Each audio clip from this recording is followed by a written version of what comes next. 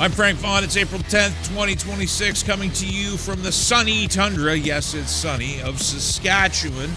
We just had another blizzard 2 days ago. Broke my tractor trying to get out, had to fix that, couldn't fix that, had to come up with an alternative way of getting myself dug out.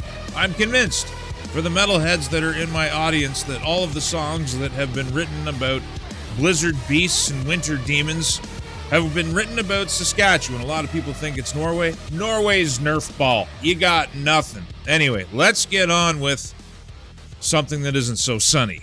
Now, it's no secret that the Canadian media have been in the bag for the Liberal Party, and in particular, their defense of Justin Trudeau as he's disappeared from the public light, as he's gone on to date Kate Perry. And the fact that that's all the Canadian media want to talk about. Nobody wants to talk about his legacy. Nobody wants to talk about building statues to him. Nobody wants to talk about what he did and what shadow he leaves across the country. He's just disappeared. And this is a case in point. This is Jeff Brown. I just sued the Toronto Star for failing to publicly reveal information shared by the RCMP regarding Justin Trudeau and underage prawn. After much reflection, I finally decided to begin my litigation process related to events arising from the experiences I wrote about in Trudeau's Kitchen. Have a look. Look it up, in Trudeau's Kitchen. I'm not even talking about the more specific details, consequences I shared in Trudeau's Kitchen, how the Star may have been negligent with respect to not telling my story. Those will be explored soon. I'm talking about the bigger picture consequences of media not sharing important details about political leadership with the citizenry. Oh, how we suffer in their absence. There is no fifth estate in Canada. It's all captured. The mainstream media is captured by the big red machine. It is funded by government. It's not just the CBC. It's just about everybody. Although there are some shining lights like the National Post that still give us a glimmer of hope. In this case, outside of the alternative media, in this case, I begin with something shared with me in 2021 by then Toronto Star journalist Robert Cribb, the fact that the RCMP had informed him that then Prime Minister JT was watching Kitty Prawn on his devices. It was their job to witness him in order to ensure his devices weren't compromised by a foreign power. When asked in 2022 if the story was going to go public, Cribb confirmed that the original source was credible and affirmed that the story was coming. Where there's smoke, there's fire. It never came, and I believe it should have. I have struggled with this and various other things shared with me by media for a long time. At the link below is the filing itself for anyone interested in following the story. It is for the court to decide, but it is my view that the Star, particularly in a situation where they are receiving funds from the government, had a fiduciary duty to bring this information to the Canadian public. Now, you, as a viewer of mine, can go and read about that more. We all know Justin Trudeau is dirty. I guess we don't know how dirty, but look at this. This is what a Google search. You can read the terms. Lawsuit, Toronto Sun. I wrote Sun, not Star. Let's just actually fix that right now. Let's write Star. Let's make sure we are accurate and see Facebook, X, Facebook, Reddit, Substack, Instagram, YouTube, Instagram, Facebook. No mainstream media source has been pushed to the top because that's what Google would do. They would bury the social media posts if they had a source matching that description that they could put at the top. There are no mainstream sources because nobody in the mainstream media is interested in this lawsuit. Now, it's not because it's just another frivolous lawsuit. The mainstream media covers a lot of lawsuits that are initiated in this country. They pick and choose which ones they publish, and they pick and choose which ones they bury. Obviously, they're burying this one. The only defense against it is you, the viewer, people like me, content creators like me that can bring attention to this thing because we are the media now. Moving on to something I introduced weeks ago, which is the Alto high-speed rail project, which is in the process of stealing the property of hundreds, if not thousands, of people along its 1,000-kilometer stretch. Good news, I guess. Polyev calls for cancellation of multi-billion-dollar high-speed rail project. We're talking a solid $60 to $90 billion that will be spent on this project. Construction of the final phase of the 1,000-kilometer rail line linking Montreal and Ottawa is set to kick off in 2029 or 2030. This will be a test case for what would be a massive infrastructure project intended to transform rail travel in Canada's most densely populated region. The 7 stops mandated by the federal government of Toronto, Peterborough, Ottawa, Laval, Quebec, Montreal, Trois-Rivières Quebec and Quebec City. The proposed network would host 72 trains a day running on dedicated electric tracks at speeds of up to 300 kilometers an hour, slashing travel time. Now, we already have data in on this. China massively overbuilt high-speed rail, says leading economic geographer. If you go through this article and, take your time and read the whole thing, what you're going to find is that it's underused, it's overpriced, and it's actually held back transit development in China because they focused on this and they didn't focus on other things. It's inhibited their development. Poilievre's taken the right position. The country is going broke. $90 billion isn't even, there's still billions to go when it comes to the deficit that we're running federally every single year. And that's just federally. We're not talking about provincially. We're not talking about municipalities, how broke Canada is. We're not talking about consumer debt. We're just talking about one level of government. We need that $90 billion, and we need it other places. We need pipelines. We need these, we need them yesterday. At any rate, it's good, I guess, that the Conservative Party have taken this position. The problem is, and I've been showing you 338. I want to introduce you to polywave.com. No, they haven't sponsored me. This is just, we follow each other on Twitter. This is an alternative to 338. Publishes its own projections, publishes polling data, has very in-depth analysis. I just want to give it a shout out because I often use this site. Although I haven't had much cause lately because everything seems, it's baked in right now. The Conservatives are collapsing in real time. The Carney government is now one seat away from its majority. There's 3 by-elections coming up. The Liberals are going to win 2 of them easily. They're going to get their majority. They're not going to have to go to a general election. Carney's rule and iron grip on this country will be secured, and we will have 3 years to find out exactly what that means for the Canadian citizen. Now, of course, they do a brilliant job because they control the media. They control a lot of the social media space. They've got their fingers in just about every means of communication. And they're going to tell you they're doing great things for the Canadian citizen. And we know on this channel that that's not the case. Nothing is good for the Canadian citizen. Nobody's talking about empowering you. They're talking about managing you. And what is the CBC telling us? As the Conservative Party falls apart, as their members are getting poached, it's so bad. It's just so bad.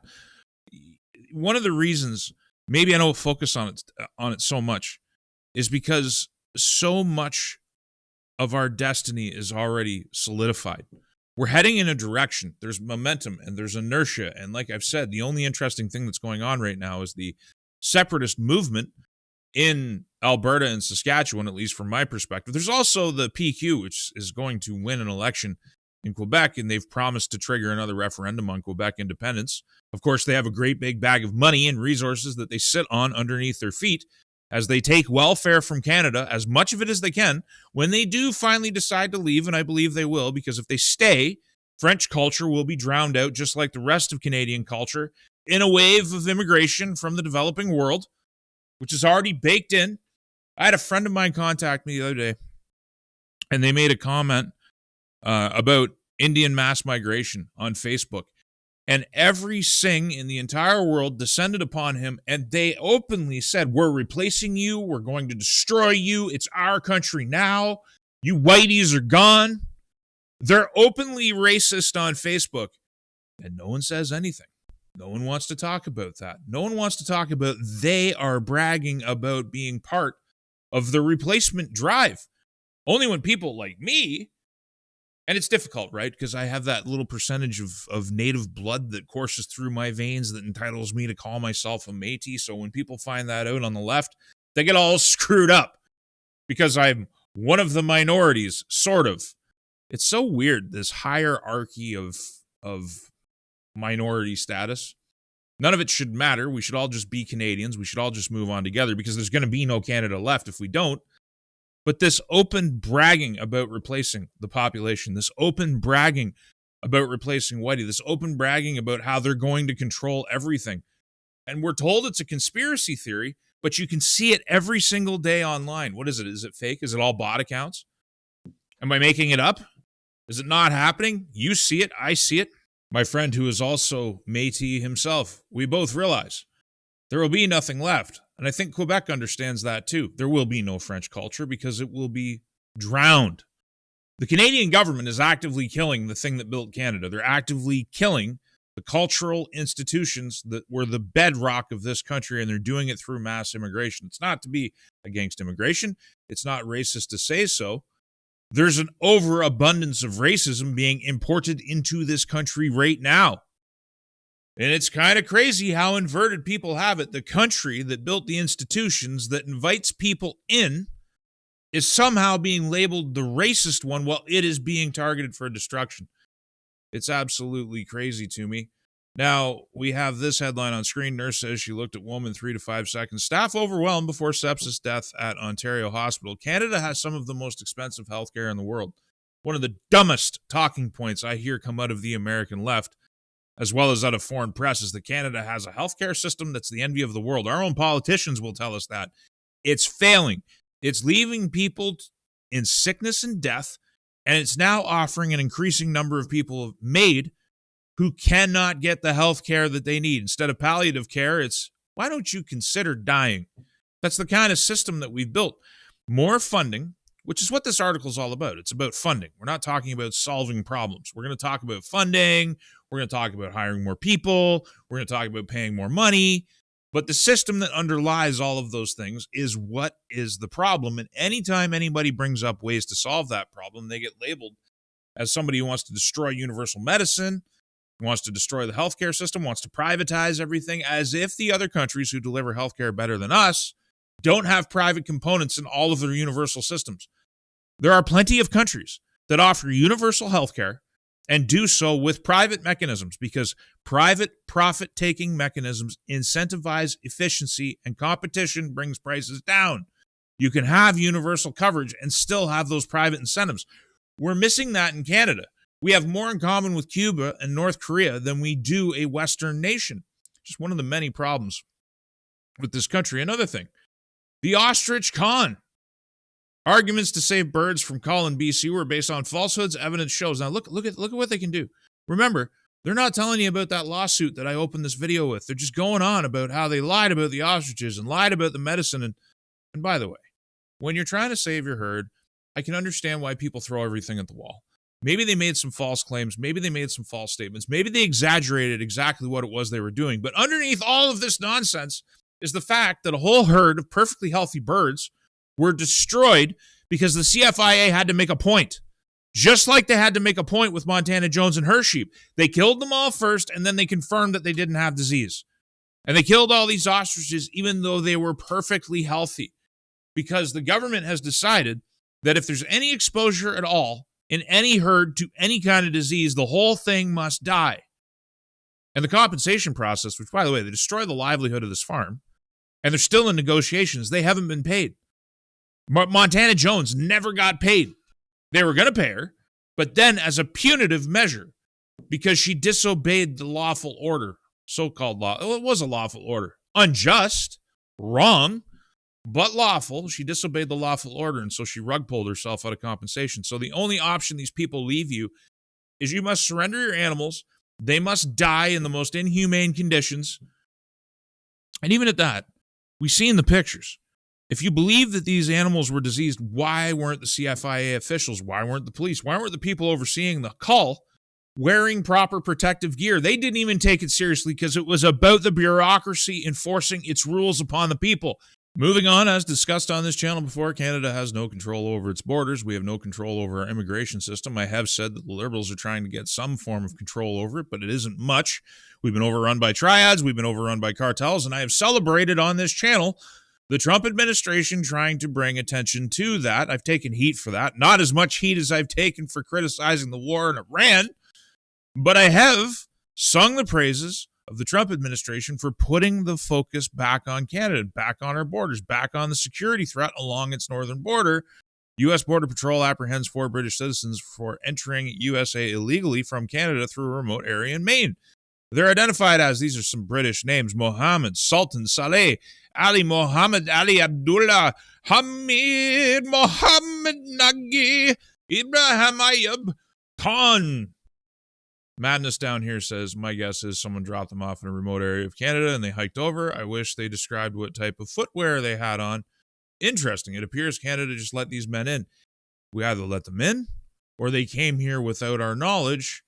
4 British hikers caught on Golden Road after illegally entering U.S. from Canada, says court records. One of them captured the whole thing on a GoPro cam, narrating it as a celebration as the group set foot on American soil. I can confirm you are now on U.S. soil. Mohammed Sultan Saleh narrated on video as the group crossed through thick forest just a few hundred yards from St. Zachary Port of Entry in northwestern Somerset County. According to the affidavit, the problem still exists. Now, I don't know how I'm going to fare if the United States manages to get itself extricated from this nonsense that's got itself involved in the Middle East. You know, that's the big thing that I think people lose sight of. I've been warning against a war in Iran and another war in the Middle East, and so was Donald Trump. For 10 years, he's been warning about this outcome. And then he walked right into it, and we're still in the middle of it now. We're going to talk about that a little bit. And the reason it's so bad is because it takes the focus off reparations and repair of what is wrong with North America. Canada being a big part of it. Mexico being another part of it. Domestic policy in the United States being another part. Chinese influence, cartels, drugs, thousands of people dying, tens of thousands of people dying every single year from a drug problem that our leaders in Canada have been happy to allow to flourish here. Hiding in plain sight, one of the most massive, illegal, black market, money laundering trades that's ever been contrived in human history. I don't say that to be hyperbolic. The Europeans, the Americans, as I showed in my previous video work, I've showed the sources. They all recognize the mass scale of the problem in Canada. One of the facts that I keep coming back to is that the majority of Australian methamphetamine comes from Canada. How did we get in a situation where that can be the case? How is one single lab that was busted in British Columbia, responsible for $500 million in drug production, and only one person's ever been charged? I should actually follow up on that, because the last time I checked, they were still arguing about bail conditions for the guy, making sure that they weren't violating his human rights as he worked to generate poison to kill thousands. One guy, caretaker, production, marketing. Who else has been charged? At last time I checked, no one else has been charged in that bust. And that, my friends, is just one bust. Now let's go to the Western Standard. I'm subscribed to the Western Standard, though I'm not signed in. We have all the different top stories. We're talking about the political agenda becomes the arbiter of truth. Former Conservative MP Gladue backs Carney's agenda at convention. Indigenous elder references Kamloops' unproven residential school. Graves at Liberal convention. They want to make it illegal for you to even talk about that. But here's the two headlines I just want to focus on. Alberta launches China Advisory Committee to boost trade and investment and exports. We don't need more dependence on China. We need more trade relations on this continent. There's nothing wrong with trading with China, but trying to replace one dependency, and that's the dependency on the United States, with another dependency with a foreign totalitarian power overseas that already operates police stations on our soil, that already has infiltrated and influenced our duly elected members of parliament, and then they covered it up for 100 years, practically. It was 99 years. We still don't know the names of the 11 politicians that were caught being compromised. We have open Chinese agents crossing the floor. First, they're allowed into the Conservative Party. This is Ma. Allowed into the Conservative Party. Then he's in the Liberal Party. Crossing the floor, no problem. We got candidates openly calling for the kidnapping of their political opponents and the handing over of those kidnapped opponents to the Chinese embassy for a cash reward. Why is Daniel Smith looking to China for the future? Another thing, Alberta goes all in on AI as Smith pushes back on job loss fears. The sovereignists in Alberta have an uphill battle ahead of them, and I hope they win. I hope they're able to convince enough of the Albertan public that there needs to be a new direction. Everybody should want a new government after 150 years of this Westminster nonsense. Everybody should want out from under the king. Everybody should want out from under Ottawa and the Governor General, the King's representative. We should want to create something new. We should want to create something that empowers the people. The UCP government has definitely shown an interest in empowering the people, at least in a limited way, far more than any other province seems to want to empower their people. Recall legislation, direct referendums, and plebiscites. These are all positive developments. One of the beautiful things about the independence movement is that maybe we could create a country that modernizes citizen access to its political institutions, something that hasn't been discussed or done in Canada ever. Have we ever truly been an independent country? I'd like to see it, but I fear, and I think forward-thinking people understand, that you're going to not only be fighting the feds on this, you're not only going to be fighting an increasingly irrelevant Pierre Poilievre, you're going to be fighting Danielle Smith as well. I think she's, as much as she in the past said good things about sovereignty, don't you get the impression that maybe something's happened? Don't you get the impression that if there's enough legs under the independence movement, that the premier herself might come out in opposition? You have to keep an eye on this stuff. China's not the future for anybody. And now we do have to talk about the war in Iran a little bit. I know that people cringe whenever I talk about this, at least some of you do, but the fact of the matter is I think you're cringing because the reality that I'm presenting is such, and that reality threatens my own view of the world. It threatens what hope that I had. It threatens the things that I've defended, as I talked about in this video. The focus on North America is getting fragmented in the Zagros Mountains. We got to listen to Donald Trump speak for a minute. I just mentioned a name, but a woman who I saw the other night on television just ripped some poor idiot apart. Megyn Kelly is here, and she's doing... Come up. Come up here, Megyn. By the way, I'm having a great time up here. Are you having a good time? This guy... Is he the greatest interviewer? Candace Owens, I watched her and I saw her coming. I said, you know, I'm pretty good at star power. I say, that's a star. I just want to finish by saying your reputation's amazing. I will not let you down. You will be very, very impressed. Donald Trump, let me say this. My audience, I'd say 90% supports you. Okay. Right. And you definitely have shown your knowledge of geopolitical systems. Now, in order to provide the proper context as to why I showed you that video, we have to go to Trump's Truth Social account. But I see that there are social posts that weren't made when I started filming that have been made now that I just want to go over for a few seconds. Palantir Technology is proven to have great war-fighting capabilities and equipment. Just ask our enemies an endorsement of Palantir. Palantir is not the friend of the American people. Palantir is not the friend of those who want to oppose globalism or total information awareness. Palantir is the enemy. World's most powerful reset. Using that great reset terminology, maybe inverting it, maybe trying to troll his opponents in Europe and the Davos set, but it's kind of disturbing all the same. Trump upends China's lucrative sanctioned oil import scheme after Iran-Venezuela interventions. This is rose-tinted glasses stuff. More of the oil coming out of the Persian Gulf is being settled in yuan today than it was before the war began. I'm not sure. I keep seeing this talking point, which has been brought up by the intelligence industry. I mean, Promethean updates and some of these other channels, 2CTV, that it's all about breaking Lloyd's of London and their control of the Persian Gulf.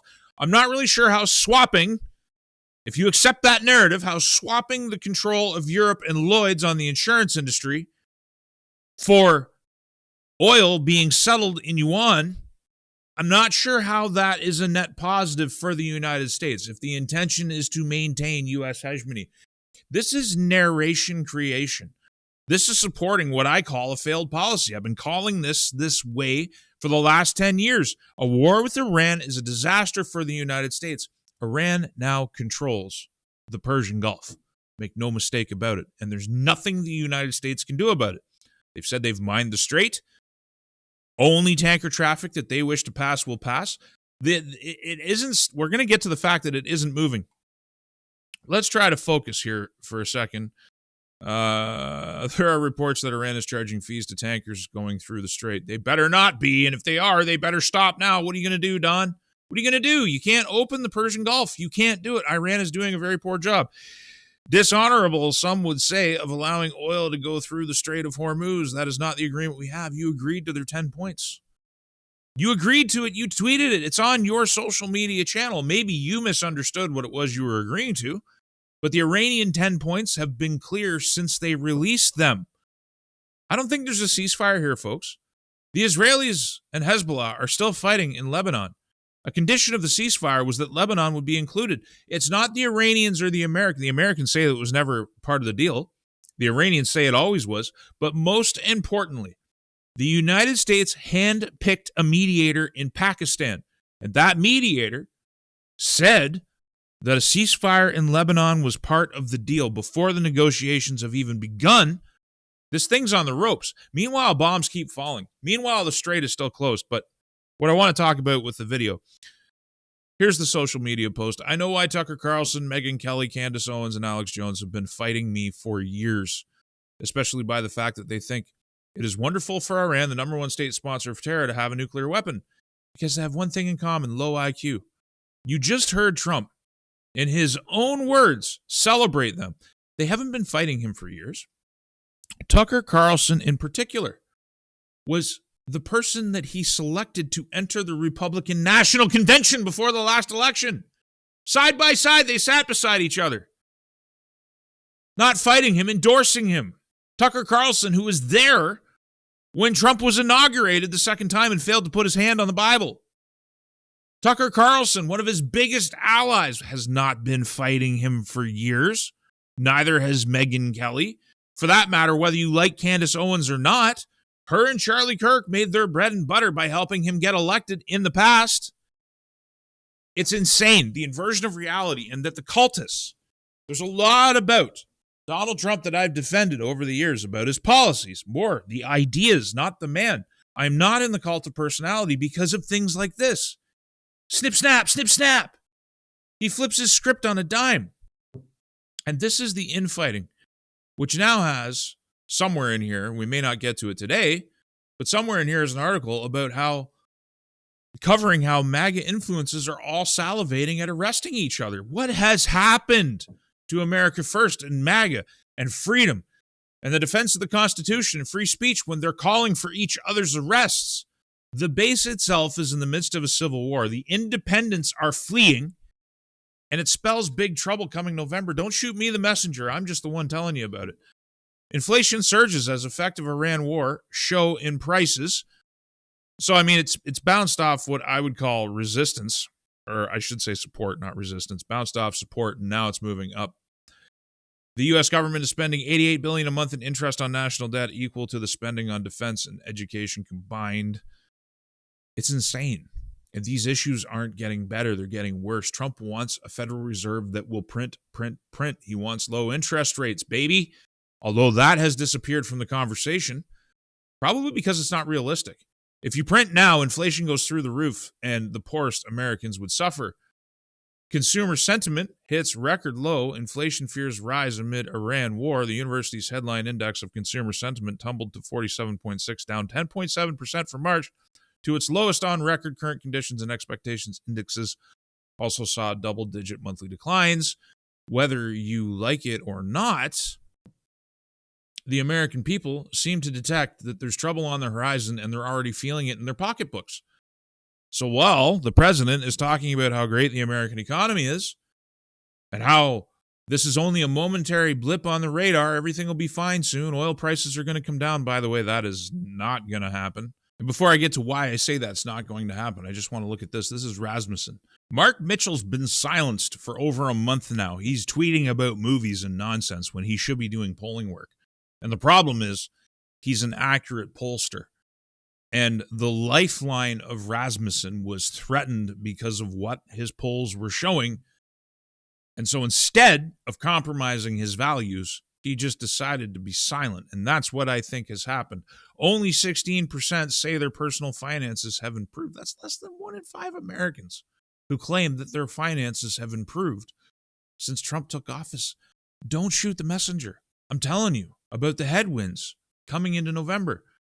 And this is why the ceasefire, which isn't really a ceasefire, the pursuit of peace isn't going to solve, even if it works, is not going to solve the disruption that's already baked in. I understand that the market prices, if we actually just quickly open up crude oil prices, it's going to show you some ridiculous price, which is actually, I mean, still, look at how much price rise is baked into these numbers. But this isn't the actual price of a real barrel of physical oil today if you want to buy it. That's running around $141 a barrel. That's a whole other subject. That's not going to get any better. You can trade fake prices or you can buy real product. The world's interested in real product, and real product is much more expensive than the number that you see on the screen. Saudi Arabia says operational activities halted at several energy sites. Attack on energy facilities cause a reduced supply and slow recovery, a Saudi official tells the story. Not only have they been attacked, but many nations in the Gulf have voluntarily shuttered some of their oil production. It's going to take a while to ramp up. Some of their storage facilities have been destroyed. Tankers are stuck in the strait, can't get through, so they had to shutter their production. These are effects that are going to take months to unwind in the best case scenario. In the worst case scenario, they just get worse. Gulf energy industry will take years to recover from Iran war. It took just days for the Iran war to hobble oil fields, refineries, and gas plants across the Persian Gulf. But it could take years to restore their full potential as the conflict drags on, because the conflict is still ongoing. Here's a list of the energy infrastructure that has been damaged. It's a pretty lengthy list, and this isn't even exhaustive or complete. A satellite image shows smoke and fire at Saudi Aramco's Abqaiq facility. This is all bad news for the global economy. It's all bad news for this idea that we're going to have this quick bounce, this quick recovery. Eventually, the markets will stop being irrational and they will price it in. The prices will move up. Massive Dos Bocas fire adds refining risk. Mexico's flagship refinery stays below capacity. There's no reason to believe that this is a result of sabotage or war. There's no reason to dismiss it outright. But these are problems that are domestic. Was this some kind of terror operation? Would we know if it was a terrorist strike? Would we know if it was a military strike or a sabotage strike? It's hard to say, but it all feeds into the thesis that energy disruption is already baked in. And there was another article I wanted to show you, but it seems to be lost, and we're running long already. So I'll just summarize it for you. The global fertilizer crisis that's already baked in. We're not feeling it today, but the world's going to feel it in 6 months, 7 months, when the harvest fails to come off, when yields are down because things didn't happen on time. And this is all if the war stops today. My fear, and this is what drives my coverage of this war, is that it undermines the premise of MAGA. It undermines the premise of America First, and it could very well destroy the Republican Party in November. And if that happens, the entire idea of what the Trump administration was supposed to accomplish in this 4 years is just off the table. They'll turn on each other. They'll be hauled before Congress. There will be impeachment. And maybe it won't be successful. It doesn't have to be. The drama itself will derail the agenda, a very important domestic agenda, one of the most important domestic agendas that the United States has had in 2 generations, at the very least, to get the United States under control, to tackle the drug problem, tackle the illegal immigration problem, tackle the voting problems, tackle Chinese influence, Fortress North America, all that really important stuff can be lost in Persia. And right now, as it sits, the Iranians are sitting in the best position. Contrary to what Trump says, there is no regime change. The regime is more hardline than ever. And the regime has more power projection in the region today than it had at the beginning of this conflict. They control, uncontested, the Persian Gulf, and there's no amount of rhetoric or words that can cover over that fact. More oil is being traded outside of the petrodollar system. And on the table are a lifting of all the sanctions that were put in place, not to punish the Iranian regime, but to protect the petrodollar, which is now under threat. Another thing I didn't show you is what the Gulf allied states are saying about the situation. They are pissed at how much damage they've taken. They're pissed that those security guarantees weren't worth anything.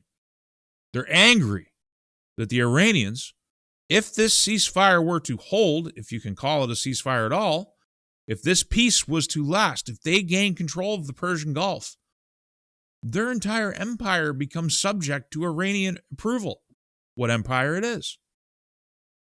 This is such a big loss of American power projection and prestige.